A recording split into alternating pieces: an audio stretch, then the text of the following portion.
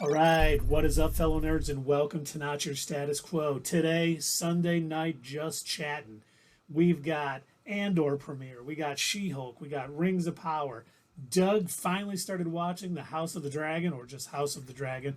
But before we begin, Dave, Doug, how's it going, gentlemen? It's going good. I am grand, I would say. I watched my Chicago Bears win today, although it felt like a loss to me because it was just such a terribly played game. I feel more like Houston lost than the Bears won, but it's still fun. You know, I hung out with my dad, watched the game. Yeah, and I wanted to rewatch Andor before we talked about it tonight. It's still in there, but I wanted it to be fresh. It's good enough for a second watch too. All of the first 3 episodes. With that, I will move on to Doug. Doug, how are you doing? I'm doing okay. I'm doing pretty okay, but I just want to say real quick, this might be the first of the shows that we've been watching and reviewing lately that I think you have had this positive of a reaction about. It's been a while since I've heard you come out and say, yeah, regardless of whether we're talking about it, I want to watch it again. And I gotta admit, you're right. I think so anyway. I agree with you. I think it was an excellent show, and if I wasn't if I wasn't recovering from being out too late last night, then I would have said I am outstanding, as I normally would be. But a little tired, but that's okay. You guys are motivating me and pumping me up, and so with that, I'm going to now turn it over to my good buddy Keith. Keith, how are you? I am tremendous. Much like you, Doug, I am a little tired today. I was out late last night, saw my favorite band from the 90s, Pavement, played in Detroit last night. Friend drove in from Minneapolis. Another friend drove in from Plainwell, just north of Kalamazoo. We went to the rock show. It was fantastic. Was up too late. They played the Masonic Temple in downtown Detroit. Yep. Mm. It was good. It was really good. I mean, they were excellent. It was shocking and the only reason I think they really toured because they haven't been playing together. Like the front man, Stephen Malcolmus, has been playing with the Jicks, but a song of theirs, a B-side of theirs, went viral on Spotify. So people started getting into them. So they kind of got back and toured. It was awesome. I've probably seen them 22 times live because I used to see them in Chicago and I'd see them in Detroit when I lived in Kalamazoo. So that was great. Wow, that's more than I've seen Rush. I've only seen Rush 20 times.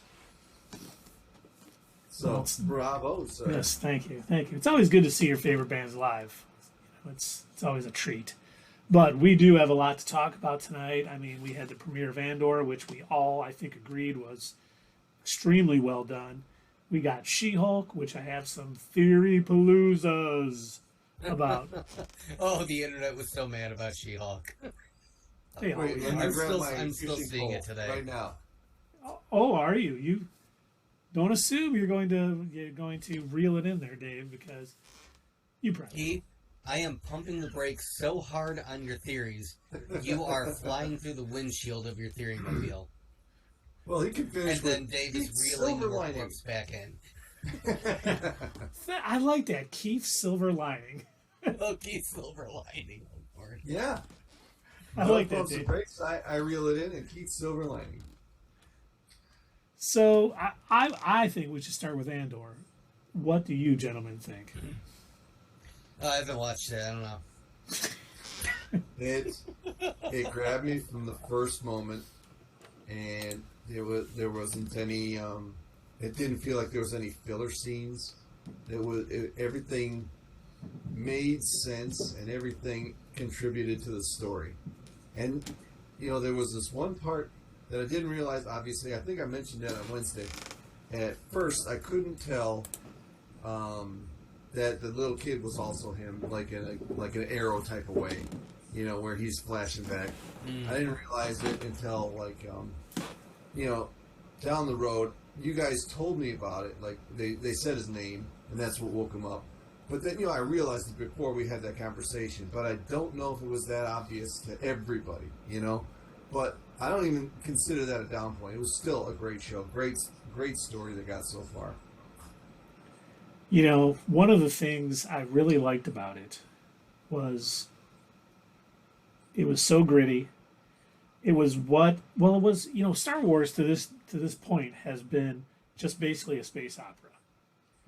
We have princesses, we have Jedi, we have, scoundrels like Han Solo. And this is just kind of the people, regular people on a normal planet and how they get by. Darth Vader's not visiting them and murdering people. They just have, corporations and, that are working for the Empire and their security teams and things like that. And, the Rebel Alliance forming. And I think it's a nice way to tell a story that is away from sort of the Skywalker saga, Just but regular still people exist.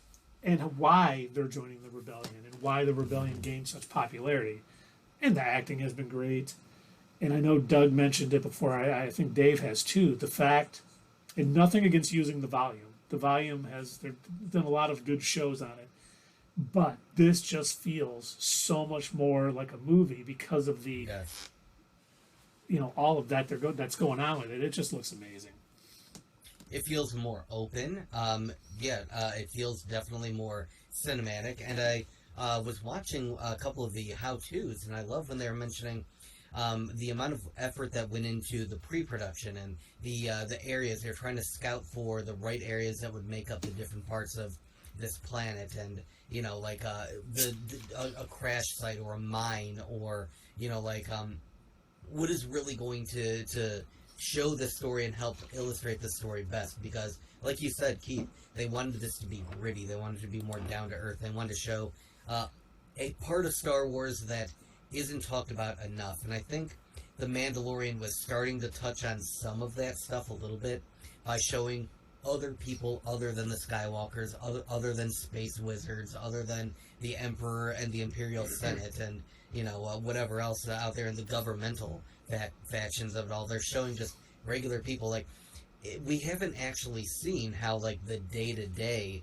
actually operates on some of these planets, especially during the mid to late Empire. I wasn't even aware that they had these little corporate police force things. That was news to me. I mean, I guess I just assumed everything was monitored by stormtroopers all the time. Yeah. The impression that you got was there was, especially in the original trilogy, was that there was always a military presence everywhere. So.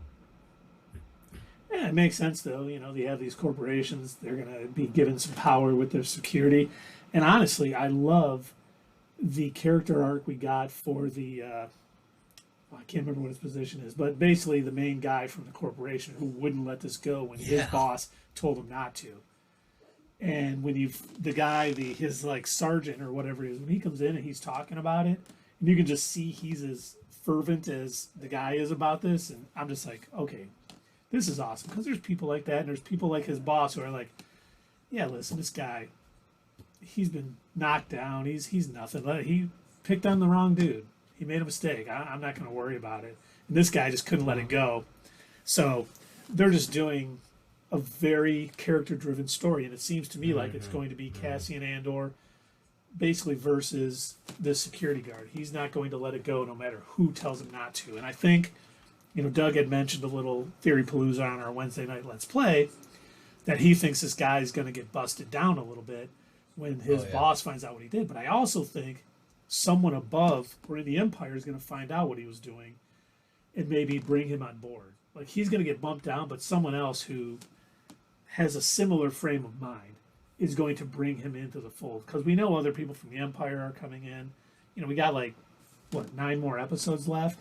So it'll be interesting to see both of their sort of character arcs from here on out.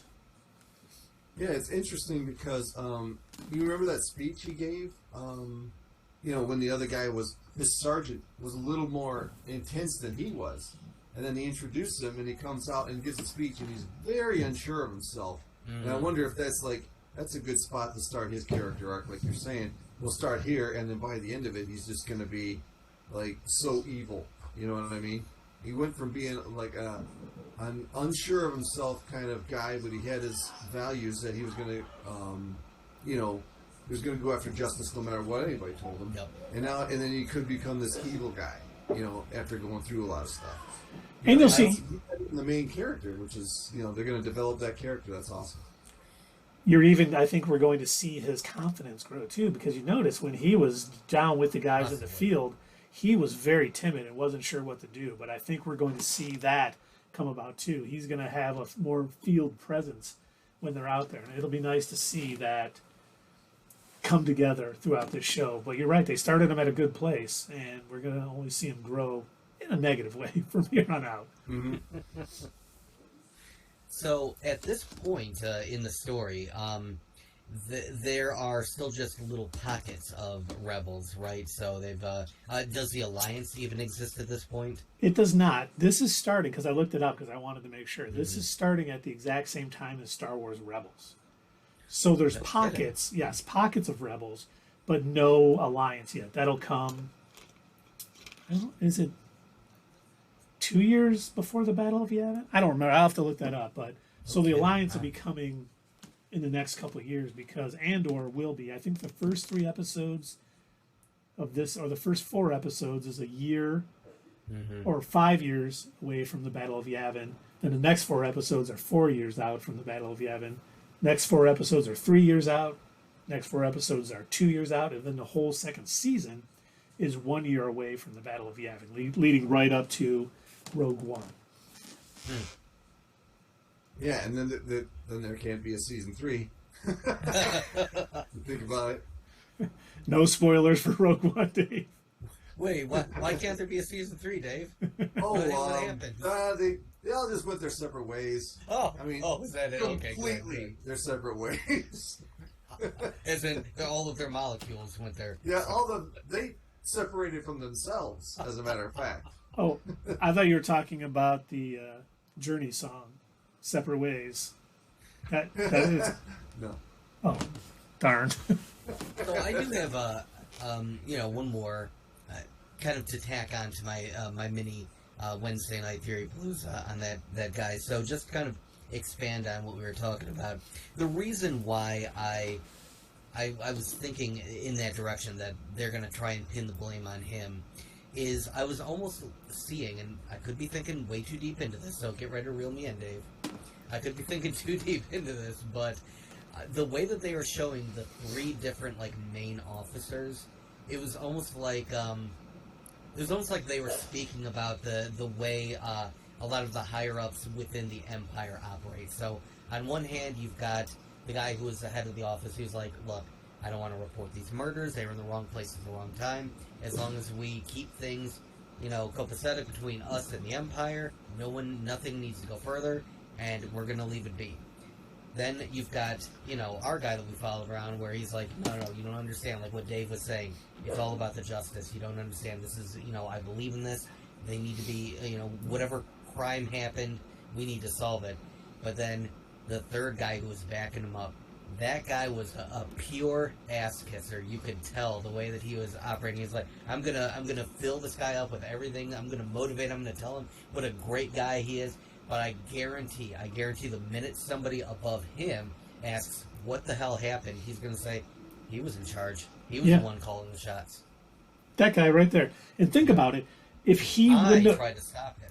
if he would have followed orders and just let it go, Cassian Andor probably wouldn't have been trying selling that piece to the rebels. Probably wouldn't have got bought in by the rebels. Probably wouldn't have been able to help get the Death Star plans to Princess Leia at the beginning of A New Hope. So that one little event sort of has a chain reaction that takes it into basically the Death Star, being stopped by the rebels. So it's amazing how one little event, one little mistake by that guy just cascades throughout history in Star Wars, obviously. What is it the Joker always says? Why so serious? When he says what caused him to become the Joker, it's like one bad night or something like that. Oh yeah, yep. You're only one bad night away from me, Batman. Yep. So, 3 episodes. Let me ask you guys because I'm going to bring out my nice bat that's been bloodied from beating this dead horse over and over again. But uh, yeah, I spoke about this a couple of times.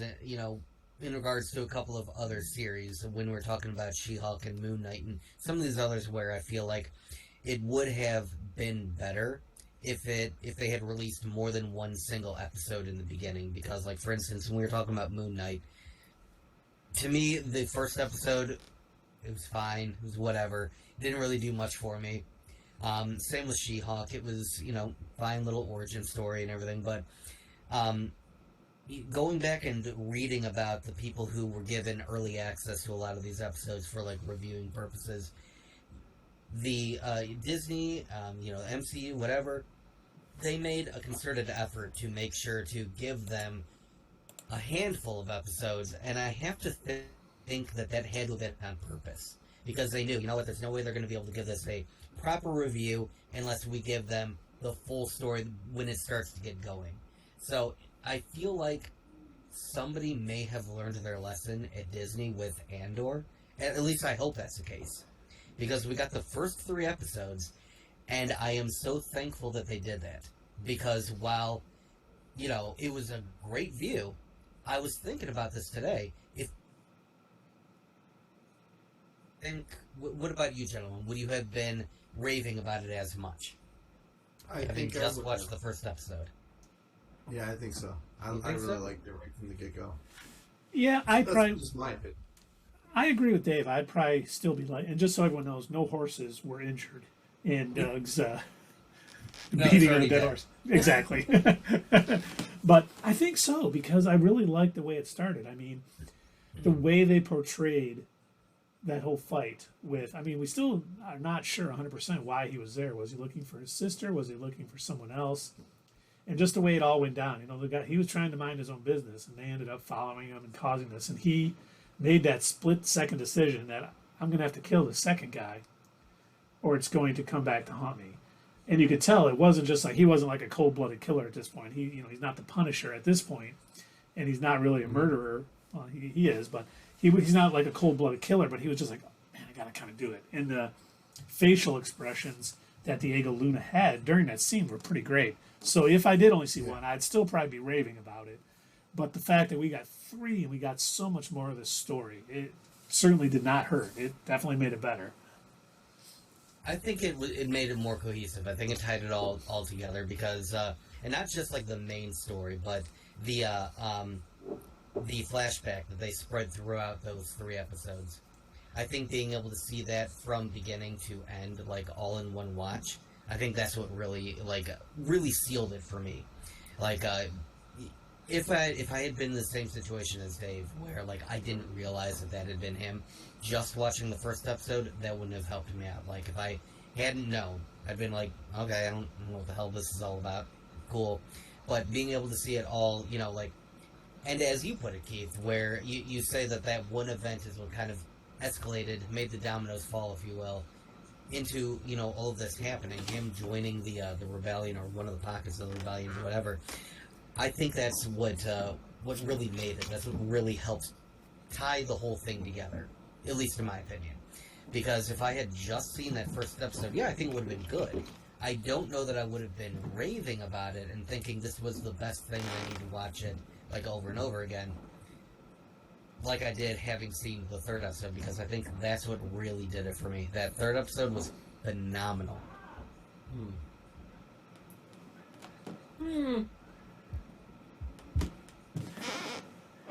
Yeah, I said wrong. I said it incorrectly earlier because I said the first 4 episodes, and then I said 4 episodes for every year.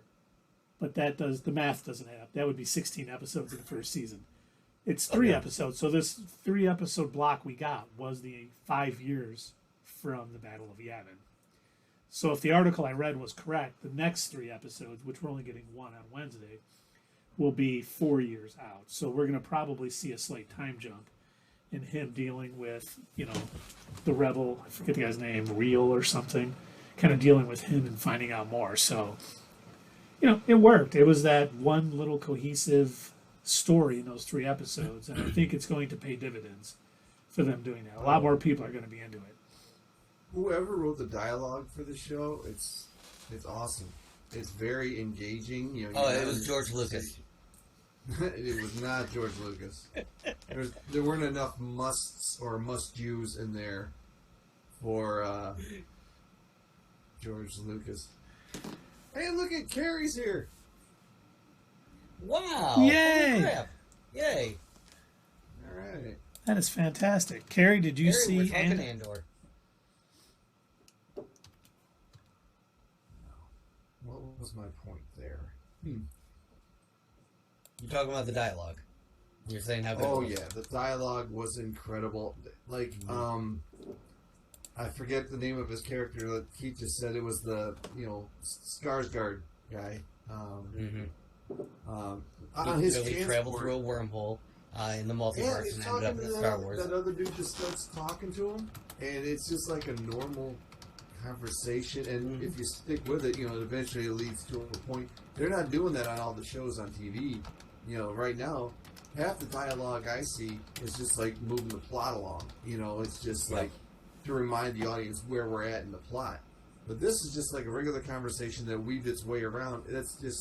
It's better writing to me when you can actually take a regular conversation and move it so eventually you get back to the plot and what you're doing. Well, they did such a great job. Every character on that feels like they have an entire backstory. Like, he runs into the guy in the thing, and the other guy comes up to be his muscle, and he's like, hey, you wouldn't do this to me. He goes, he just told me I had to come here and stand there. And he's like, good, you just keep doing that. He's like, I'll get your money for you or whatever, and blah, blah, blah. And then the buddy who he's working, who he goes up, and he goes, listen, I was with you last night. We went back to your place. I fell asleep on your couch or whatever. And he's just like, what have you gotten yourself into? I'm not loaning you any money. Like, they have this history of him loaning him money, and they did a good job. Just little conversation bits made it feel like these characters have known each other for a while, and just built on from there. And with the relationship with Bix and Tim, I think, who... Okay, I gotta talk about that real quick. That is the first Star Wars character that's had, like, just a normal name. It's not like Mudflap Skywater or, Peruvian Gem Darba. It's Tim. But it had 2 M's. Oh, it has 2 M's, okay. Well, when I heard her like yell his name, spoiler alert. When I heard her yell Tim's name after he died, she's like, Tim, and I'm like, that's weird. That's a choice. For the At first least time, that's what it sounded like last night. for the first time in a Star Wars show, also, they actually said a legitimate cuss word. They didn't say dank ferric. They didn't say poodoo or whatever they say. The one guy said, "Oh shit," When he figured out that what was going on, they were under siege. He dropped the S word. You're under Saigi. So I want to Yes. say something. Carrie mentioned that she has not seen The Mandalorian yet. Excellent show. Definitely filmed a little bit different and a bit, I'd say, a slightly different cadence to it than Andor is. While I do highly recommend it, you don't have to have seen that first before you watch Andor. Andor takes place before The Mandalorian. So you don't have to have seen The Mandalorian to watch Andor. You can totally watch that now. But yes, when you get time, you should definitely get around to watching The Mandalorian. And, 3 episodes of Book of Boba Fett, towards the end. You know what else about Andor is there were no weak characters. I didn't see any character say, for example, a Jar Jar Binks that shows There was up no and you're comic just like, relief on purpose characters. right, and you see it and you're just like, oh my god, just Yeah. roll your eyes because you know this is going to be unintelligible garbage. And then there was nothing like that in this series. Dude, even B2 was a badass. Yeah.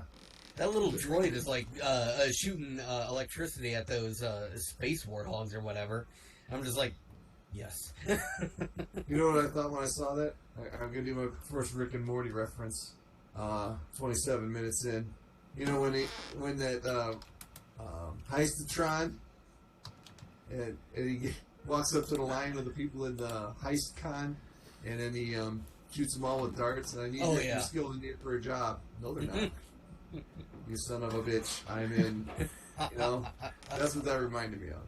But, Yeah, and Carrie said Star Wars is a beast, and I'm not really a fan. However, her son has been playing Lego Star Wars, and he's into the universe. You know, definitely watch with your kids. I've gotten my little man to watch a little Star Wars with me because he's into the video games too. So it helps.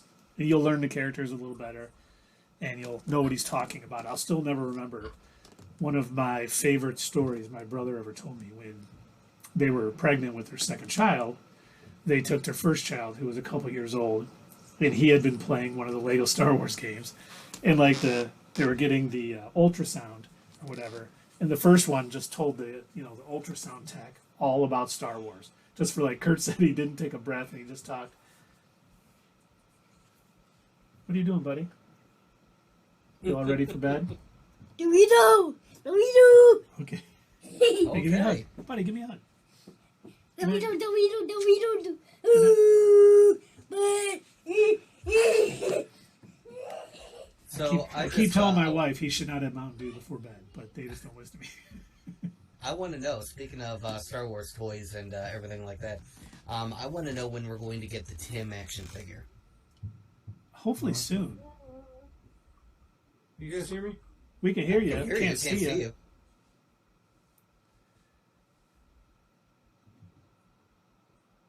All right, something's messed up here. Hang on.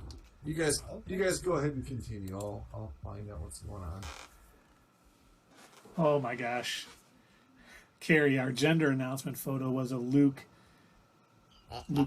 I am your father thing. That is fantastic. That's great. That is beautiful. Good taste. Absolutely. Absolutely. I'm drinking. Who said that? We can't see you, Dave. One. Suddenly you sound like even clear. Was your mouth closer to the microphone? I was leaning into the mic.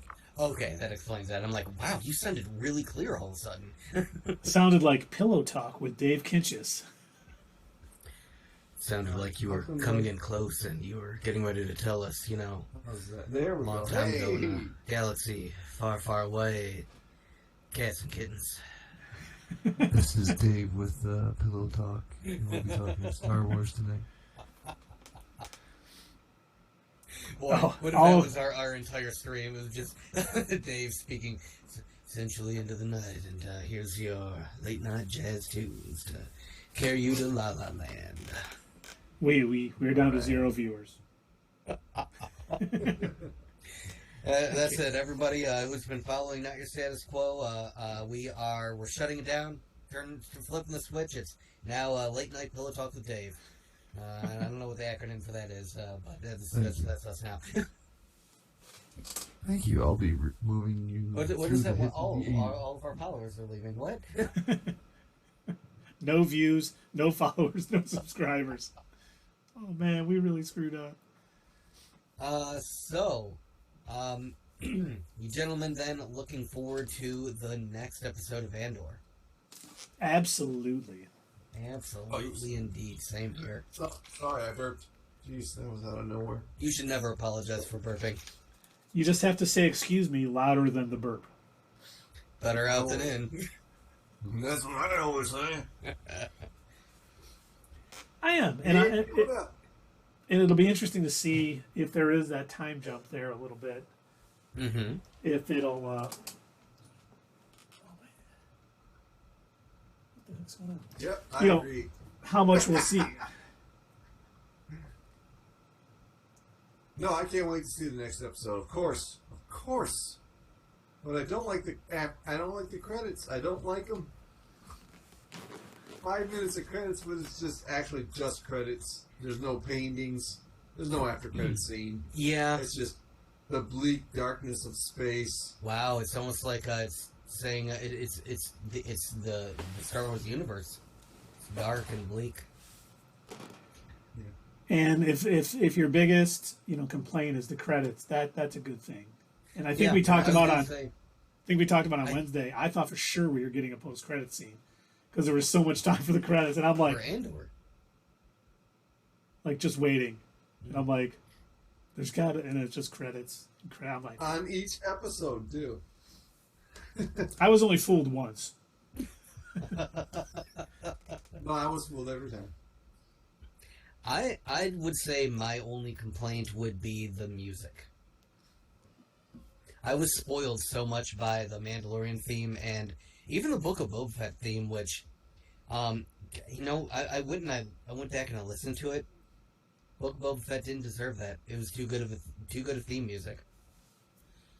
But yeah, they had really good theme songs, and then like pieces of them and also pieces of Star Wars songs were kind of woven into the episodes, and I kind of wish we would have gotten a little bit more of that. I know that they were doing something different. They were taking a step back from the normal stuff that we see in Star Wars, but I would have appreciated that. And again, it's such a minor complaint, and it's really the only thing that I've got. I'm really, really picking and reaching for that because like it's so good. Such a good series so far. Do you like the music in Obi-Wan? Oh boy, I don't even remember it. Oh no. Because that was done by John Williams. Huh. I'll have to go back and listen. I don't remember what it sounded like. That's a good point. I don't remember it at all either. Yeah, I couldn't tell you what it was. But I know he came back to do the Obi-Wan. Was he 85 now or something like that?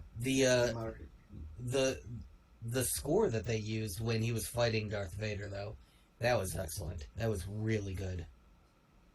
Was the best part of the series.